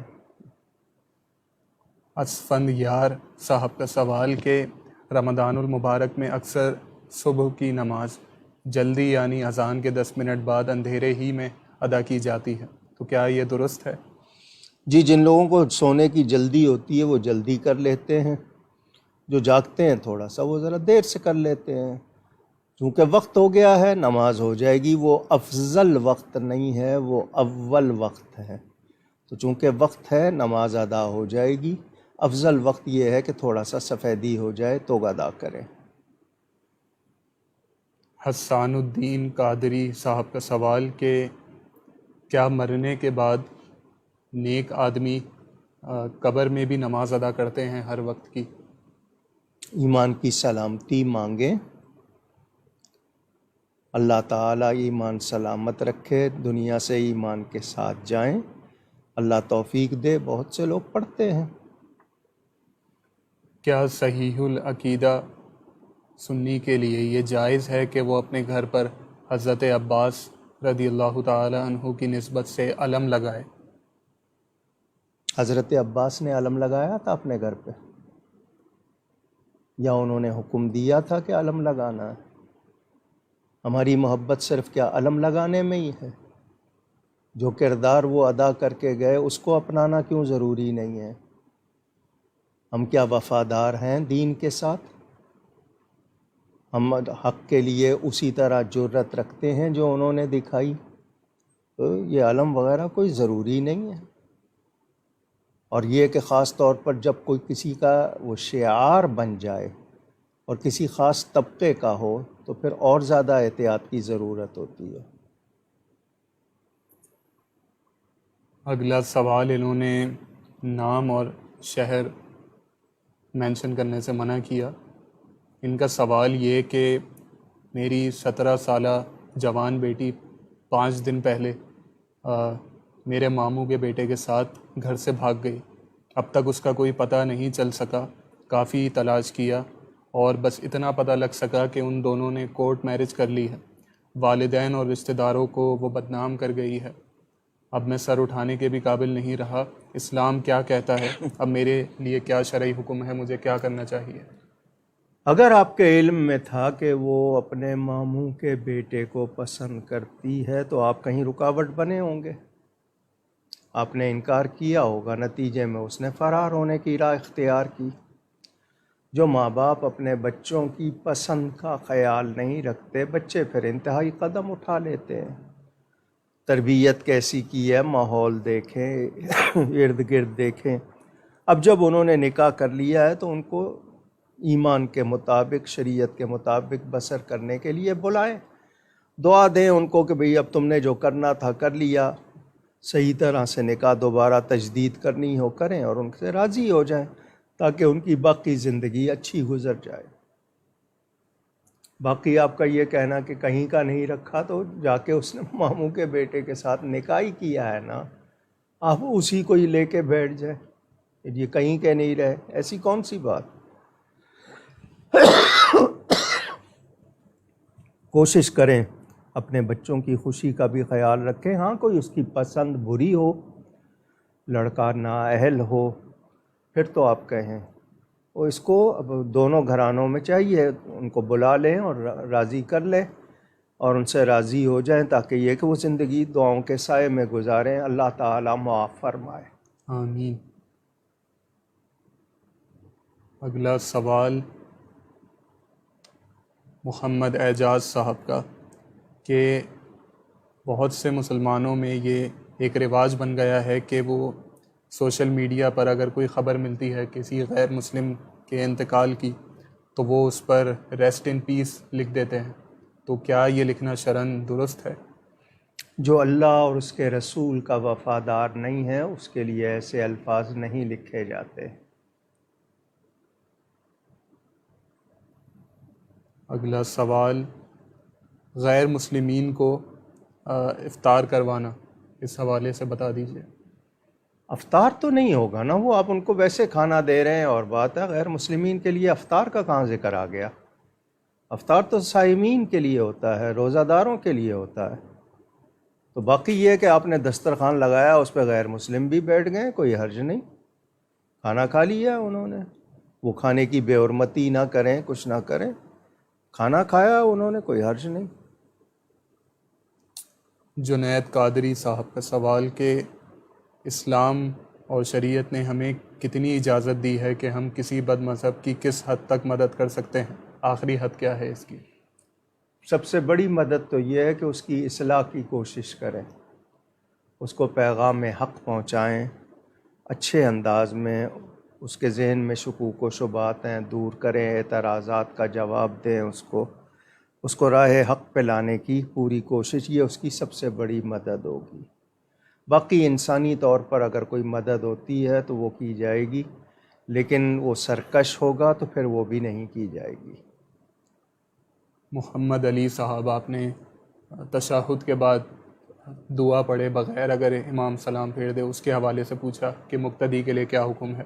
ابھی کچھ وقت پہلے علامہ صاحب نے ایک سوال کے جواب میں اس پر کلام فرمایا تھا، ویڈیو ریوائنڈ کر کے آپ دیکھ سکتے ہیں۔ اگلا سوال ذیشان قریشی صاحب کا، عدت کب واجب ہوتی ہے؟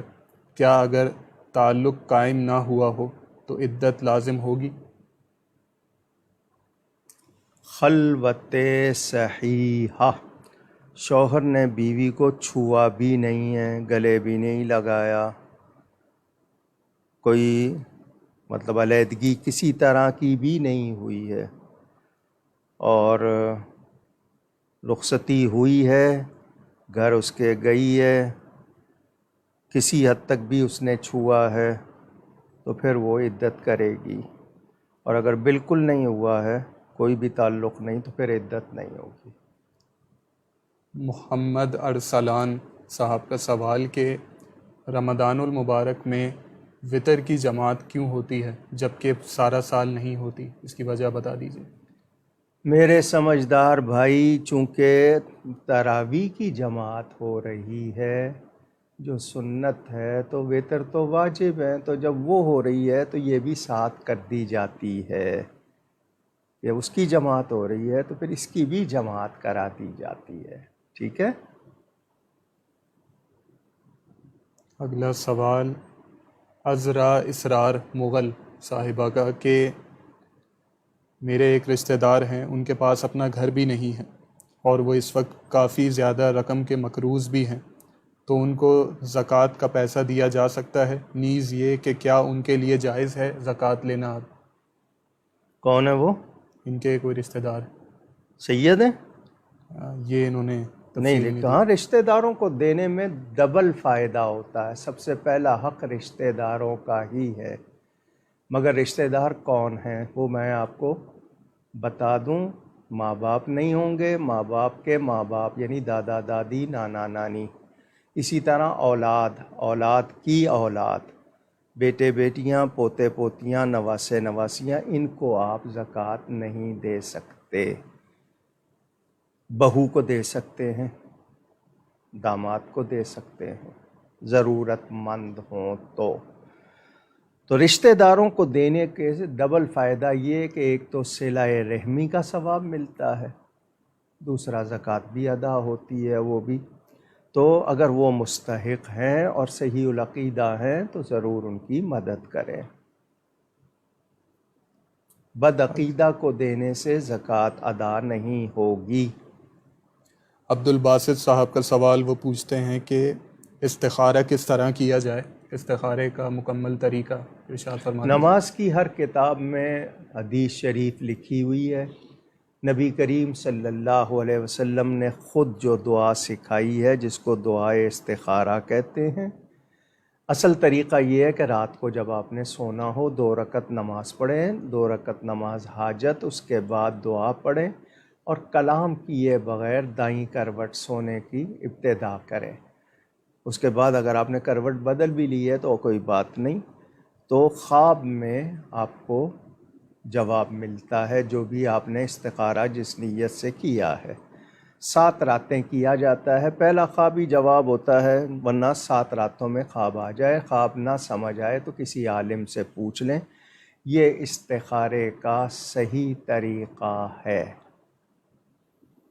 محمد شفیع صاحب کا سوال کہ اگر ناپاک کپڑے لانڈری میں دے دیے جائیں تو کیا اب دھلنے کے بعد اگر وہ واپس آئیں تو ان پر یہ اطمینان رکھا جا سکتا ہے کہ وہ پاک ہو گئے ہیں؟ ان پر حکم لگے گا طہارت کا؟ کیسا عجیب سوال ہے، جب آپ خود کہہ رہے ہیں ناپاک آپ نے دیے ہیں تو جتنے اس نے ساتھ دھوئے ہیں سب کے سب ناپاک ہو گئے۔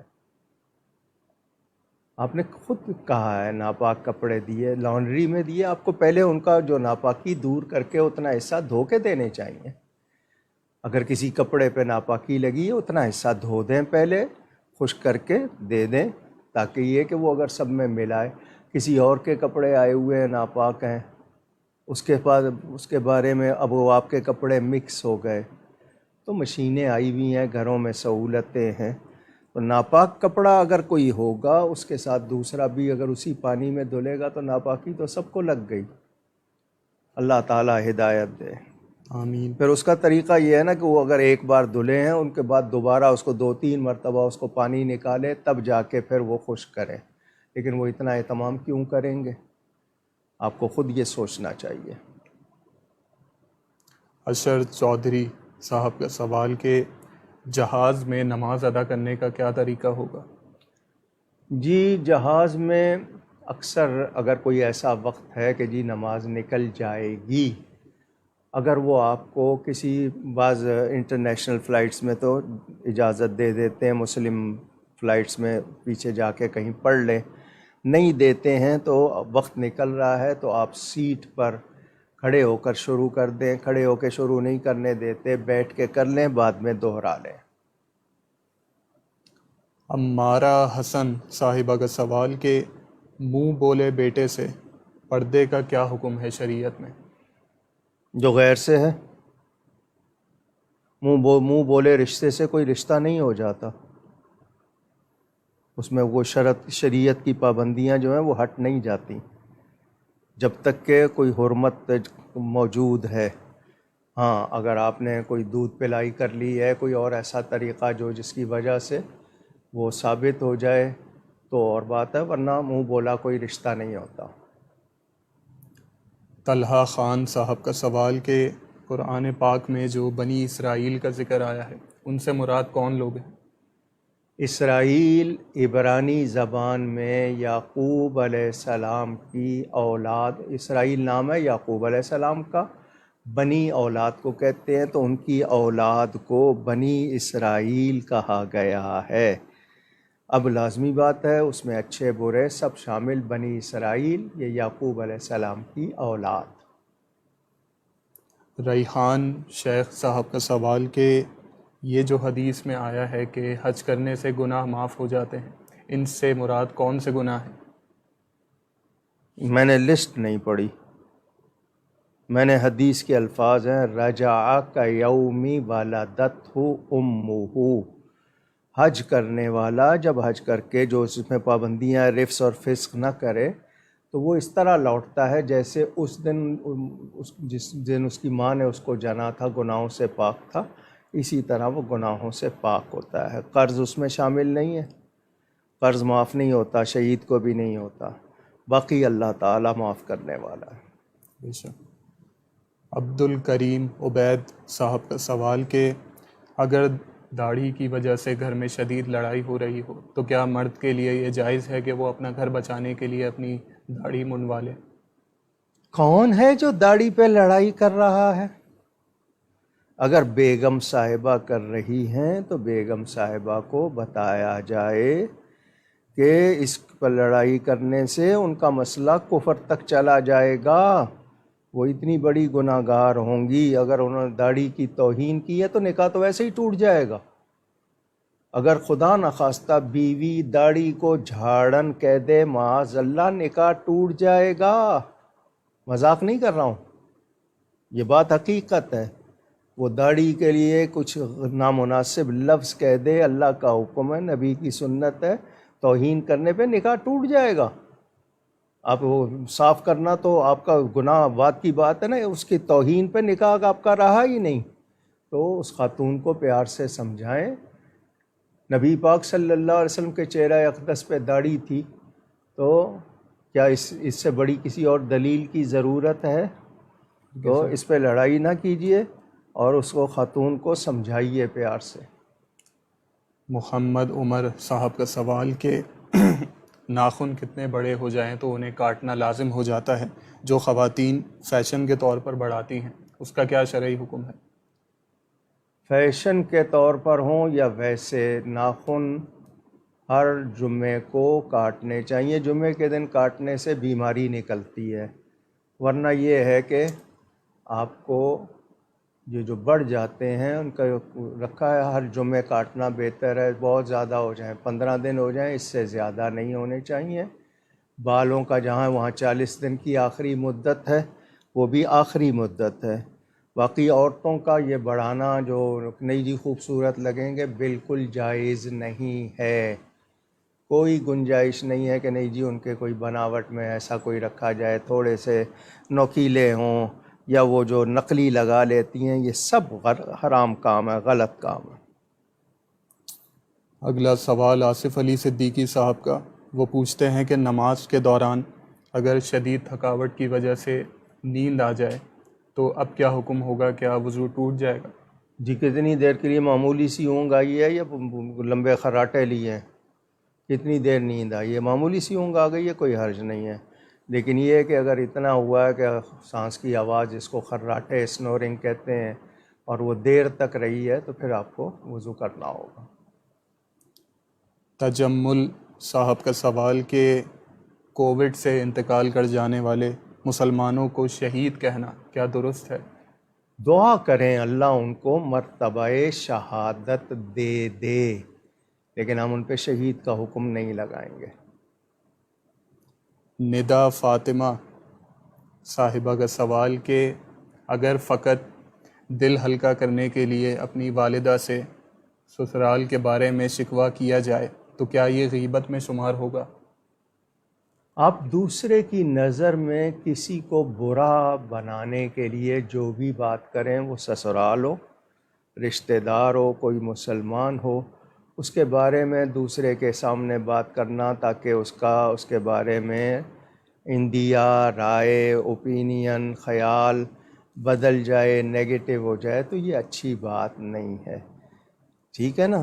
اگر کوئی ایسی کمزوری ہے دعا کریں، آپ ان کے لیے کر رہے ہیں، وہ آپ کے لیے کریں گے، پھر آپ اس کو بھی درست مانیں۔ تو یہ اس طرح کی بات غیبت ہے، جو غیبت ہے وہ غیبت ہے، اس کی تعریف بدل نہیں سکتے۔ ہاں، کہاں غیبت نہیں ہے وہ بتا دیا جاتا ہے کہ بدعقیدہ کے بارے میں بتانا تاکہ لوگ اس سے بچیں، یا کسی کا ایسا جرم کہ لوگ اس کے شکار نہ بن جائیں، وہ لوگوں کو دھوکہ دیتا ہے، تو وہ اس حوالے سے کیا جاتا ہے۔ باقی یہ جو سسرال کی ہے نا، جو آج کل امپورٹ ایکسپورٹ، اللہ کی پناہ، اس سے گھر بھی ٹوٹتے ہیں، بری رائے ہوتی ہے، دل برے ہوتے ہیں، یہ اچھی باتیں نہیں ہیں۔ اگلا سوال یہ کہ نفل نماز بیٹھ کر ادا کرنا بہتر ہے یا کھڑے ہو کر؟ کوئی مجبوری نہیں ہے تو کھڑے ہو کر ہی ادا کرنا بہتر ہے، آپ بیٹھ کے کریں گے تو ثواب ادا ہو جائے گا۔ یہ آج کا آخری سوال، انشاءاللہ جو سوالات رہ جائیں گے وہ اگلی نشست میں ابتدا میں لے لیے جائیں گے۔ آپ لوگ اپنے سوالات اسی لائیو اسٹریم کے کامنٹ سیکشن میں لکھ سکتے ہیں۔ اگر آپ کی آئی ڈی اپنے اصل نام کے ساتھ نہیں تو جیسا کہ میں نے پہلے ذکر کیا، سوال کے ابتدا میں اپنا نام اور اپنے شہر کا نام لکھ کر بھیج دیجیے، آپ کا سوال شامل کر لیا جائے گا۔ لائیو اسٹریم کے کامنٹ سیکشن میں چاہے لائیو اسٹریم ختم ہو جائے اس کے بعد بھی آپ لکھ سکتے ہیں، کل کی نشست ہونے سے پہلے، یا پھر واٹس ایپ کے ذریعے آپ اپنا سوال بھیج سکتے ہیں۔ پیج ان باکس کی سہولت آپ کے پاس موجود ہے، آپ وہاں پہ اپنے سوالات بھیج سکتے ہیں، آپ کے سوالات شامل کر لیے جائیں گے۔ آج کا آخری سوال یہ کہ محمد وسیع احمد صاحب پوچھتے ہیں کہ اگر راہ چلتے نظر پڑے کہ زمین پر کاغذ پر کوئی مقدس نام لکھا ہوا ہے تو کیا اب اسے اٹھانا ہم پر فرض ہوگا؟ آپ کے پاس کیا عذر ہے کہ آپ نہیں اٹھا رہے؟ یہ آپ کا ایمانی تقاضا ہے، آپ اس کو اٹھائیں، اور کسی ایسی جگہ جہاں پر بے ادبی سے بچت ہو جائے۔ ہمیں بہت خیال رکھنا چاہیے، ہماری چند سکے گر جائیں تو اٹھاتے ہیں، اگر مقدس نام ہے تو اس کی اہمیت ہونی چاہیے نا۔ تو کوشش کریں، آپ سے اٹھ جاتا ہے، نہیں اٹھا پا رہے آپ کو اتنا کہ آپ کو صفائی نہیں ہے، یا آپ سمجھ رہے ہیں کہ آپ کے لیے مشکل ہے، آسانی نہیں ہے تو اور بات ہے، ورنہ اٹھانا چاہیے اور کوشش کرنی چاہیے کوئی بھی چیز ہو اس کی بے ادبی نہ دیکھیں۔ ہم ان تمام افراد کا شکریہ ادا کرتے ہیں جنہوں نے اپنے سوالات ہم تک بھیجے اور تعریفی کلمات سے ہمیں نوازا، جن میں مرتضیٰ چوہان صاحب، محمد شہزاد صاحب، اعجاز سندھی صاحب، عدیل احمد صاحب، علی مراد صاحب، محمد انور صاحب، فوزیہ عبد القادر صاحبہ، محمد شان صاحب، صہیبہ منصور صاحبہ، علی حیدر صاحب، ناصر خان صاحب، شیخ عمران صاحب، محمد معراج صاحب، شاہ علی صاحب، اکرام شریف صاحب، صابر علی صاحب، حنا صاحبہ، اظہر حسین صاحب، محمد صلاح الدین صاحب، بنت صدیق صاحبہ، ام حسین صاحبہ، عارفہ عارف صاحبہ، سعید قریشی صاحب، مظہر صاحب، حافظ ہارون صاحب، شاہد سرور صاحب، کاشف بلال صاحب، جاوید احمد صاحب، راحیل امین صاحب، یوسف شیخ صاحب، شمشاد علی صاحب، شہباز ہاشمی صاحب، سیدہ عائشہ صاحبہ، ساجد عالم صاحب، فضا خان صاحبہ، ارسلان صاحب، ابو طالب صاحب، انزا کنول صاحبہ، ارمان اشرفی صاحب، ذیشان صاحب، حافظ آصف صاحب، نادیہ شاہین صاحبہ، ابرار احمد صاحب، ارباز قریشی صاحب، شاہ جہاں صاحب، زنیرہ صاحبہ، راؤ عبداللہ صاحب، ندیم آفریدی صاحب، بشرا صاحبہ، احمد غفار صاحب، عبداللطیف صاحب، شوکت علی صاحب، ام اون صاحبہ، غلام مصطفیٰ صاحب، ندیم احمد صاحب، محمد علی صاحب، سائنہ فاطمہ صاحبہ، محمد ایوب صاحب، شوکت ملک صاحب، شکیلہ فیاض صاحبہ، اعجاز عالم صاحب، سحر خان صاحبہ، طاہا صدیقی صاحب، حنا ناصر صاحبہ، اریبہ علی صاحبہ، عابدہ ضیاء صاحبہ، لائبہ کھتری صاحبہ، کاشف ملک صاحب، اصغر عالم صاحب، ناظم خان صاحب، اسفند یار صاحب، جنید قادری صاحب، خالد محمود صاحب، محمد عاقب صاحب، حسان الدین صاحب، مرزا منظور صاحب، محمد ارسلان صاحب، فاروق اجمیری صاحب، عبدالباسط صاحب، اشر چودھری صاحب، ذوالفقار خان صاحب، طلحہ خان صاحب، بنت عابد صاحبہ، رانی قمر صاحبہ، محمد عمر صاحب، حمزہ عباسی صاحب، آصف علی صاحب، تجمل صاحب، ندا فاطمہ صاحبہ اور وسیع احمد صاحب، اور جن جن کے نام شامل نہ ہو سکے ہم ان سے معذرت چاہتے ہیں. آپ ہمارے لیے دعا کیجیے گا، ہم آپ کے لیے دعا گو رہیں گے. شروع میں عرض کیا تھا یہ ان لوگوں کا ارادہ ہے اسی طرح منگل بدھ جمعرات 3 دن یہ لائیو کریں گے. ہفتہ اتوار پیر مسجد میں تراویح کے بعد درس ہوگا. ابھی تک یہی ارادہ ہے، کوئی تبدیلی ہوئی تو انشاءاللہ آپ کو بتا دیا جائے گا. کوئی اہم موضوع جس پر آپ گفتگو چاہتے ہوں وہ بھی آپ فرمائش کر سکتے ہیں. ان کی کئی مہینوں سے آپ سے گزارش کہ انہیں نیا کیمرہ لینا ہے، لینزز لینے ہیں. اعلان کیا تھا تقریباً 1.25 لاکھ روپے کے قریب پاکستانی عطیات آ چکے ہیں. انہیں 5 لاکھ روپے کم از کم چاہیے. رمضان کا مہینہ ہے، انہوں نے اکاؤنٹ نمبر بھی اسکرین پر آپ کو دیا ہے.